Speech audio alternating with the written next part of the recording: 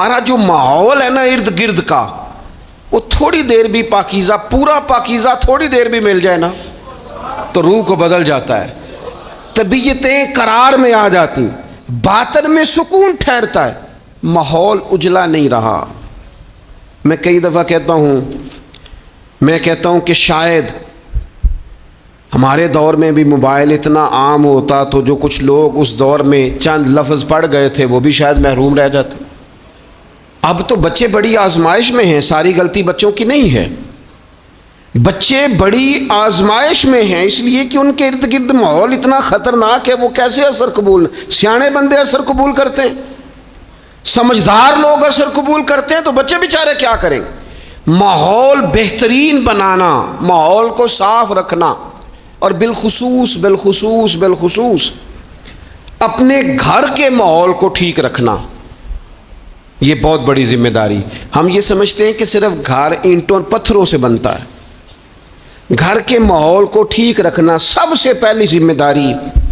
بچوں کے لیے اچھی ماں کا انتخاب، اچھی بیوی لے کے آنا گھر میں، یہ سب سے زیادہ اہم مسئلہ ہے۔ نہ مانے ہم، لیکن بہرحال ڈھیر ساری جگہوں پہ دولت دیکھی جاتی ہے شادی سے پہلے۔ ماں باپ نے بڑی زیادتی کی، بڑا ظلم کیا، ناراض نہ ہونا، بڑا ظلم کیا، پیسے دیکھے بچی اور بچے کا نکاح کر دیا۔ یہ اتنا بڑا زندگی میں آپ نے اپنی اولاد کے ساتھ ظلم کیا ہے کہ آپ تو سائیڈ پہ ہو جائیں گے، لیکن وہ بیچارہ ساری زندگی اس کو بھگتے گا۔ نبی پاک صلی اللہ تعالیٰ علیہ وسلم نے الفاظ کو کھول کر، بات کو واضح کر کے بتایا تھا۔ ایک تو ہوتا ہے نا کہ آپ کو کسی تشریح میں جانا پڑے، حضور نے بالکل کھول کے فرمایا کہ عورتوں سے محض ان کی خوبصورتی کی وجہ سے شادی نہ کرنا، اس لیے کہ خوبصورتی ان کو ہلاکت میں ڈال دے گی، اور فرمایا محض ان کے مال کی وجہ سے شادی نہ کرنا، مال ان کو سرکش بنا دے گا۔ یا رسول اللہ صلی اللہ تعالی علیہ وسلم پھر کیا کریں؟ تو محبوب فرمانے لگے ان کی دینداری کی وجہ سے ان سے شادی کرنا۔ اور یہ ابن ماجہ میں لفظ موجود ہیں، اللہ کے محبوب علیہ الصلوۃ والسلام فرمانے لگے کان میں سوراخ والی کالے رنگ کی باندی اگر دیندار ہو تو تمہارے لیے بڑی بہتر ہے۔ باندی ہو، رنگ سیاہ ہو، کان میں سوراخ ہو، اس سے نکاح کر لینا، شرط یہ ہے کہ دیندار ہو۔ بہت اثرات ہیں ماں کے، لہذا اس انتخاب کے اندر باریکی کا مزاج پیدا کریں اگر اپنے گھر کا ماحول ٹھیک رکھنا چاہتے ہیں۔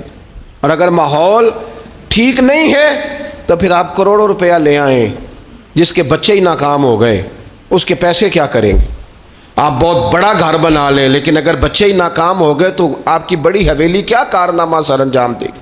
اور اسی طرح کا معاملہ مرد کے ساتھ بھی ہے۔ نبی پاک علیہ الصلوۃ والسلام نے فرمایا جب تمہیں ایسے لوگ پیغام نکاح دیں جن کا دین اور اخلاق اچھا ہو تو پھر اپنی عورتوں کا نکاح ان سے کر دو۔ اگر ایسا نہیں کرو گے تو زمین میں فتنہ برپا ہوگا، فساد ہوگا۔ نیک مرد جب ملے تو پھر اس کے ساتھ نکاح کرو، صحیح بتانا، خالی نیک دے کے رشتہ دے دیا جاتا ہے؟ نیک ہے، دیندار ہے، اچھے اخلاق والا ہے، خالی تقویٰ دیکھ کے لوگ رشتہ دیتے ہیں؟ بڑا کچھ دیکھا جاتا ہے، بڑا پس منظر دیا تو تنخواہ تھوڑی ہو تو کہتے ہیں کماتا ہی کچھ نہیں۔ اگر تو بہو آئے تو پھر تو اس کے نصیب کا رزق ہے، اگر بیٹی نے جانا ہو تو پھر اس کے نصیب کا رزق نہیں ہوتا۔ تو جن رشتوں کی بنیاد لالچ پر رکھی جاتی ہے وہاں گھر کا ماحول درست رکھنا ممکن نہیں رہتا۔ گھر کا ماحول اس وقت درست رہتا ہے جب تقویٰ کو، طہارت کو، پرہیزگاری کو، عمدہ اخلاق کو، عمدہ اطوار کو، اچھے نظریات، ستھرے مزاج، گھرداری کے ماحول کو جب پیش نظر رکھا جاتا ہے پھر حالات کچھ اور طرح کے ہوتے ہیں۔ لیکن ہمارے ہاں چونکہ یہ چیزیں دیکھی نہیں جاتی، اس پر غور نہیں کیا جاتا، اور میں نے پہلے بھی کہا ہے، پھر کہتا ہوں یہ بات ضروری ہے، اس پر آپ نے غور کرنا ہے۔ لوگ دیندار ہوں، دیندار نظر نہ آتے ہوں، تھوڑی سی اس پر غور کر لیں، دینداری کا لیبل نہ ہو، اندر دینداری موجود ہو، صرف بار بورڈ نہ ویزا ہو، اس کے اندر باقاعدہ تقویٰ ہو، پرہیزگاری ہو، اللہ کا خوف ہو، اور سب سے ضروری چیز اچھے اخلاق ہو۔ نبی اکرم علیہ السلام کی خدمت میں عرض کیا گیا تھا یا رسول اللہ ایک بی بی بڑا صدقہ کرتی ہے پر اپنی زبان سے تکلیف دیتی ہے پڑوسیوں کو، صدقات بڑے کرتی ہے، سخی بڑی ہے، تو حضور نے فرمایا دوزخی ہے۔ یا رسول اللہ ایک بوڑھی اماں پنیر کے خشک ٹکڑے صدقہ کرتی ہے، غریبنی ہے، پر یا رسول اللہ اخلاق کی بڑی اعلیٰ ہے، اللہ کے محبوب نے فرمایا اسے بتا دو رب اسے جنت عطا فرمائے گا۔ وہ جنتی بی بی ہے اس لیے کہ اخلاق عمدہ ہے، اس کا لہجہ عاجزی والا ہے، اس کے لفظوں میں خوبصورتی ہے، وہ اپنی زبان کے تیر برسا کے دلوں کو گھائل نہیں کرتی۔ تو اخلاقی رویوں کی عمدگی یہ انسان کے لیے جنت کا رستہ آسان کرتی۔ پھر گھر کے اندر کچھ دینی ماحول بنایا جائے، اور دینی ماحول سے ہمارے ہاں لوگ یہ مراد لیتے ہیں کہ میں جناب اچھی باتیں کروں، عمدہ تقریر کروں گھر کے اندر، میں اپنے بچوں کو واقعات سناؤں صحابہ اور اہل بیت کے، بڑی اچھی بات ہے، اس سے بھی انقلاب آئے گا۔ لیکن ہمیں پتہ ہے نبی پاک علیہ السلام نے کیا فرمایا؟ حضور نے فرمایا کچھ نفل نماز گھر میں بھی پڑھا کرو۔ تم اپنی عبادات کا ماحول گھر کے اندر بناؤ، تمہاری طبیعت گھر میں لگے، تمہارا گھر سجدے سے آباد ہو۔ نبی اکرم صلی اللہ تعالیٰ علیہ وآلہ وسلم نے فرمایا اپنے گھر کے اندر کچھ وقت گزارو عبادت میں، خود بخود تمہارے بچوں کو ہم نے دیکھا ہے گھر کے اندر نماز کی نیت باندھے تو جس چھوٹے بچے کو بالکل پتہ نہیں نہ ہوتا نماز کیا ہے، وہ بھی ساتھ آ کے کھڑا ہو جاتا ہے، سجدہ نہ کرنا آئے تو مصلی پہ لیٹ جاتا ہے۔ گھر کے اندر دین کی آپ تقریر نہ شروع کریں، آپ عمل کریں۔ آپ کا لہجہ میٹھا ہے تو مٹھاس آگے تقسیم ہوگی، آپ کے بچے جو انداز آپ کے والدین کے ساتھ آپ کا دیکھیں گے وہ رویہ آپ کے ساتھ اختیار کر لیں گے۔ اگر سچائی کا پہلو گھر کے اندر آئے گا تو بچے سمجھیں گے ہمیں سچ بولنا ہے۔ اگر وہ کبھی اپنے باپ کو حضور کی یاد میں روتا دیکھیں گے تو وہ بھی کہیں گے مدینے جانا ہے۔ اگر وہ کبھی نبی پاک علیہ الصلوۃ والسلام کی محبت کی گفتگو دیکھیں گے تو خود بخود وہ بات اتر جائے گی۔ گھر کے اندر اگر بڑا کچھ ہوتا ہے، آج جی میرا دل کر رہا ہے میں نے پکوڑے کھانے ہیں، آج جی میرا دل کر رہا ہے میری مرضی کی فلاں چیز پکائی جائے، آج میرا دل کر رہا ہے فلاں چیز گھر میں لائی جائے، تو کبھی کبھی یہ بھی دل کرنا چاہیے کہ آج میرا دل کر رہا ہے گھر میں سورہ یاسین پڑھی جائے، آج میرا دل کر رہا ہے گھر میں اللہ کا ذکر کیا جائے۔ نبی کریم صلی اللہ تعالیٰ علیہ وسلم نے فرمایا ایک وہ گھر ہے جس میں اللہ کا ذکر ہوتا ہے اور ایک وہ گھر ہے جس میں اللہ کا ذکر نہیں ہوتا۔ ان دونوں گھروں کی مثال زندے اور مردے کی ہے۔ جہاں رب کی یاد ہوتی ہے وہ گھر زندوں کا ہے، جہاں اللہ اللہ کی جاتی ہے وہ گھر زندوں کا ہے، جہاں رب کو پکارا جاتا ہے دعائیں مانگی جاتی ہیں وہ گھر زندوں کا ہے۔ اور جہاں سویرے سارے سوئے ہیں، رات کو اعلیٰ کھانا کھایا، انہوں نے ٹھنڈے کمرے میں آرام کیا، ان کے لیے ساری نعمتیں ہیں، لیکن یہ کس قدر تکلیف کی بات ہے کہ نماز فجر کے لیے کسی ایک کی بھی آنکھ نہیں کھلتی۔ یہ کیا گھر ہے؟ یہ تو مردوں کا گھر ہے، یہ کوئی زندوں کا گھر ہے؟ یہ تو حضور علیہ السلام نے فرمایا زندہ اور مردہ کی مثال ہے، جہاں اللہ کی یاد کی جاتی ہے اور جہاں نہیں کی جاتی۔ اپنے گھروں کو، اپنے گھروں کے ماحول کو اللہ کے ذکر کے ساتھ آباد کرنا۔ اور پھر ایک اور بات، جب ہم اچھے لوگوں کے پاس بیٹھتے ہیں تو اچھائی لے کے لوٹتے ہیں، اور یہ ہمارے ہاں نا ایک بہانہ آج کل بنا لیا گیا ہے کہ اچھے لوگ ملتے نہیں۔ بھئی ہم لوگ نا اچھے لوگ ڈھونڈتے ڈھونڈتے آہستہ آہستہ معاذ اللہ معصوم لوگ ڈھونڈنے شروع کر دیتے۔ ہم کہتے ہیں ہمیں ایسا بندہ ملے جس میں غلطی کوئی نہ ہو، جس میں بالکل غلطیاں ہو وہ شیطان ہوتا ہے، اور جس میں بالکل نیکیاں ہو وہ فرشتہ ہوتا ہے، جس میں کچھ نہ کچھ کوتاہیاں ہوں لیکن خیر کا غلبہ ہو وہی تو بندہ مومن ہوتا ہے۔ حضور علیہ السلام نے فرمایا ہے کہ آدم کے ہر بیٹے سے خطا ہو جاتی ہے، لیکن بہترین خطا کار وہ ہے جو جلدی توبہ کر لیتا ہے۔ ہم یہ چاہتے مجھے جی کوئی بندہ نہیں ملا ساری زندگی، نہیں آپ بندہ نہیں ڈھونڈ رہے تھے، آپ تو معاذ اللہ معصوم عن الخطا ڈھونڈ رہے تھے، وہ نبیوں اور فرشتوں کے علاوہ کوئی نہیں ہوتا۔ آپ کو دیکھنی چاہیے تھی جہاں سے کچھ خیر مل رہی تھی وہاں فوراً حاصل کر لیتے، جہاں سے کوئی اچھائی مل رہی تھی وہاں سے فوراً حاصل کر لیتے۔ ہمارے صوفیاء، ہمارے بزرگان دین، ان سے لوگوں نے خیر پایا ہے، ان کی زندگیوں کو ڈسکس نہیں کیا. ہمارا یہ ماحول بن گیا کہ ہم نے ایک دوسرے کو ڈسکس کیا ہے اور رج کے کیا ہے، لیکن کہیں سے خیر ملتی تھی تو وہ خیر حاصل ہے.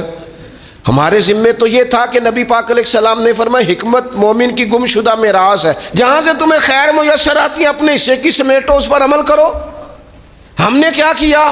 ہم نے وہ بندے نے خیر دی تھی، پھر ہم نے ٹٹولنا شروع کیا، پھر ہم نے تھرمامیٹر لگا اور اپنا اپنا کرائیٹیریا، اپنا اپنا معیار بنا کے لوگوں کو تولا.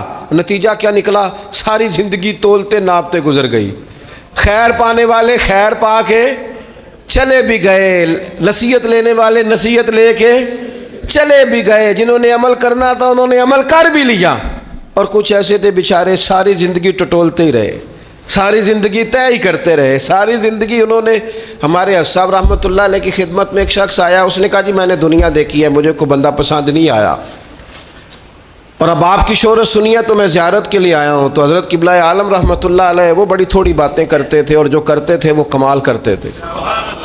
وہ فرمانے لگے آپ کھانا کھائیں، فقیر کے لائق کو حکم ہو تو کریں، باقی چونکہ آپ نے کافی دنیا دیکھی ہے تو وہ جتنے آپ دیکھ آئے ہیں میں ان سب سے زیادہ گناہ گار ہوں، لہٰذا اگر آپ اتنے لوگوں کو دیکھنے کے بعد یہاں آئے ہیں تو آپ کو یہاں سے کچھ نہیں ملنے والا، اس لیے کہ ہم تو ان سب سے چھوٹے ہیں، ہمارا یہ معیار ہے. یہ عاجزی، یہ انکساری، یہ درد اس شخص کو اگلا سوال کرنے کا موقع ہی نہ ملا.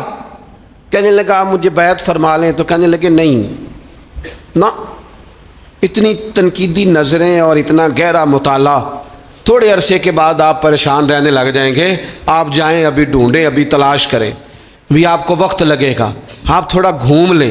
زندگی میں کچھ لوگ خیر پا ہی نہیں سکے، انہیں اچھے لوگ ملے ہی نہیں، حالانکہ یہ میرے نبی پاک کی امت ہے. میں بڑی بات کرنے لگا ہوں، بڑی، اگر آپ کی سمجھ میں آئے تو. یہ حضور کی امت ہے، کنتم خیر امت، یہ نبی پاک پر نازل ہونے والے قرآن کا فیصلہ ہے. اور میرے رسول پاک علیہ السلام نے فرمایا میری امت میں سے بڑی جماعت، سواد اعظم ہمیشہ حق پہ رہے گی، بڑے لوگ ہمیشہ حق پہ رہیں گے. اور حضور نے فرمایا میرے دین پر ہمیشہ عمل کیا جاتا رہے گا. تو قرآن و حدیث تو کہتے ہیں خیر والے لوگ موجود ہوں گے، تو جسے مل نہیں رہے، اور ایک دو چار لوگ نہیں، جماعت کہا. کتاب و سنت کہہ رہی ہے لوگ ہیں، ملیں گے، اور جس کو مل نہیں رہے اس کا معنی یہ ہے کہ وہ سامنے والے کا چہرہ تو صاف کر رہا ہے پر اپنی اینک کا شیشہ صاف نہیں کر رہا. وہ سامنے سے آئینے کو تو الزام دے رہا ہے، لیکن وہ اپنے چہرے سے نقاب اتارنے کو تیار نہیں ہے. مندے بندے نو میں لبن ٹریا تے جاگتے ملیا نہ کوئی، اپنے اندر چاہتی پائی تے میتھوں برا نہ کوئی. جو لوگ خیر اچھے لوگوں کو ڈھونڈیں اور اچھائی سے فیض پائیں، اس سے فیض حاصل کریں. جو لوگ بھی ڈگریوں پر بحث کرتے ہیں نا، ٹیچر آئے ایف اے کے، بی اے کے، ایم اے کے، انہوں نے آتے ہی کلاس میں کہا کتابیں نکالو بھائی. پہلے دن فرسٹ ایئر کی کلاس بیٹھی ہے، سمجھ لیں اردو کے ٹیچر، کتابیں نکالو. تو ایک اسٹوڈنٹ صاحب اٹھ کے کھڑے ہو گئے، انہوں نے کہا سر جی پہلے آپ یہ بتائیں کہ آپ نے ایم اے اردو کیا ہوا ہے، پھر آپ یہ بتائیں کہ ایم اے کے بعد آپ نے بی ایڈ یا ایم ایڈ کیا ہے، پھر یہ بتائیں کہ آپ میرٹ پہ ہیں کہ سفارش پہ ہیں. اگر یہ تین سوال اسٹوڈنٹس کرے تو استاد جواب دے دے گا. ہاں ایسے شاگرد کے لیے ڈنڈا سوٹا چلایا جا سکتا ہے، بھائی تو کتاب کھول، تو کون ہوتا ہے یہ پوچھنے والا، تیرا یہ کام نہیں. یہ مجھ سے پوچھے گا کالج کا پرنسپل، یا مجھ سے پوچھے گا اس ادارے کا ہیڈ جو مجھ سے بڑا ہوگا، اسے میں ڈگری دکھاؤں گا. تو کون ہوتا ہے؟ تیرے ذمہ یہ آیا ہے کہ تو مجھ سے پڑھ، کتاب کھول، میں تجھے پڑھاؤں، یہ تیری ذمہ داری. میرے دور کا سب سے بڑا مسئلہ یہ ہے کہ لوگوں نے کہا اولیاء کی ڈگریاں چیک کریں گے، معاذ اللہ یہاں تک کہ کہا پہلے صحابہ کی تاریخ دیکھیں گے، کون کس کے ساتھ مشاجرات میں تھا، پہلے وہ چیک کریں گے پھر فیض پائیں گے. ہمیں تو ہمارے نبی نے کہا تھا صحابی کا نجوم، میں نے یہ سارے تمہارے لیے ستارے بنائے ہیں، تم جس کے پیچھے چلو گے اللہ تمہیں ہدایت عطا فرما دے گا. لیکن یہاں لوگوں نے کہا ہم ڈگریاں دیکھیں گے. نقصان کیا ہوا؟ بے فیض رہ گئے. نتیجہ کیا نکلا؟ پا کچھ نہیں سکے. لازمی طور پر رزلٹ یہ برآمد ہوا کہ شر ہی شر پھیل گیا، فتنہ ہی فتنہ ہو گیا. ہمارے ذمے تو خیر لینا تھا، خیر نہیں لی، ڈگریوں پہ بحث کی، نتیجہ غلط برآمد ہوتا ہے. اپنی مومن کی گمشدہ میراث ہے حکمت، جہاں سے خیر کی بات ملے اسے لو۔ حضرت عبداللہ ابن عباس آپ فرمایا کرتے تھے بس ایک کام کرنا، لا تجالسوا اہل الہوا، جو لوگ ہوائے نفس والے ہوں، برے ہوں، ان کی مجلس نہ کرنا، بروں کے پاس نہ بیٹھنا۔ حضور کیا ہوگا؟ فرمایا اگر ان کے پاس بیٹھو گے نا تو تمہارا دل اور تمہاری روح بیمار ہو جائے گی، روح بیمار ہوگی، دل سخت ہو جائے۔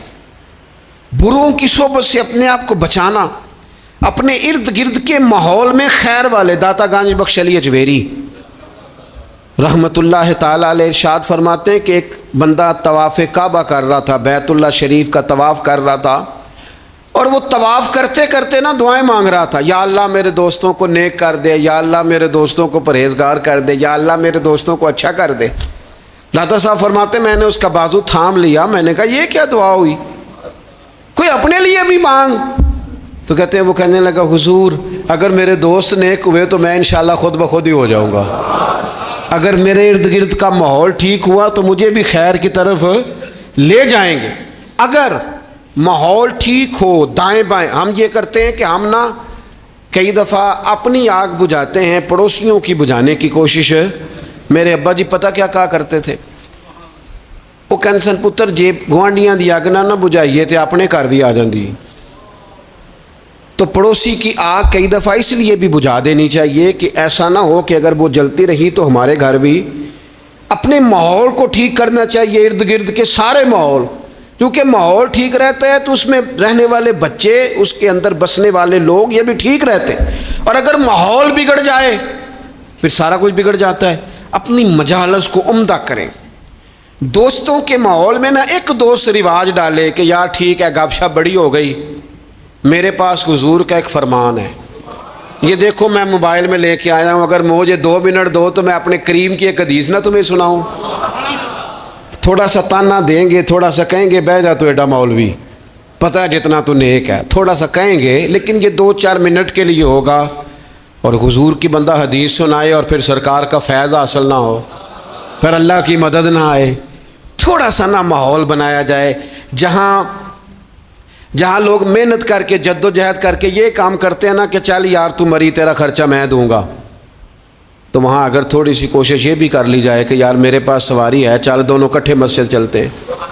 اپنے ماحول میں تقویٰ لایا جائے، صالحیت لائی جائے، ارد گرد کے ماحول کو اللہ رسول کی باتوں سے آراستہ کیا جائے، خیر بانٹنے کی کوشش کی جائے۔ میں دیکھتا ہوں تلخ تلخ طبیعتیں ہیں، پریشان پریشان لوگ ہیں، رج کے سوئے ہیں، رج کے کھایا ہے، اور اچھی جگہ پہ اللہ نے رہنے کا موقع دیا ہے، لیکن طبیعت کو قرار نہیں ہے۔ کیوں؟ اس لیے کہ جسم سیر ہو گیا، روح پیاسی ہے، باطن تڑپتا ہے، اس کے اندر بھوک ہے، درد ہے۔ جب ہم خیر والی مجالس برپا کریں گے، وہ صحابہ کی محفلیں جہاں علمی باتیں ہوتی تھی، جہاں خیر کی گفتگو ہوتی تھی، جہاں حضرت عمر فاروق کے گرد بہت سارے صحابہ بیٹھے، حضرت عبداللہ ابن عباس کو آپ اکثر قریب بٹھایا کرتے تھے، فرمانے لگے یار میرا دل کرتا ہے قرآن مجید کی ایک سورہ ہے اس کی تفسیر بیان کی جائے۔ میں بھی اپنے فہم کے مطابق کچھ کہتا ہوں، حضرت عمر جیسے لوگ، انداز کتنا عاجزی والا ہے، میں بھی اپنے علم کے مطابق بات کرتا ہوں، سارے رائے دو۔ بعض لوگوں کا خیال تھا حضرت عبداللہ ابن عباس کو زیادہ آگے کیوں بٹھاتے ہیں، اتنے کبار صحابہ کی موجودگی۔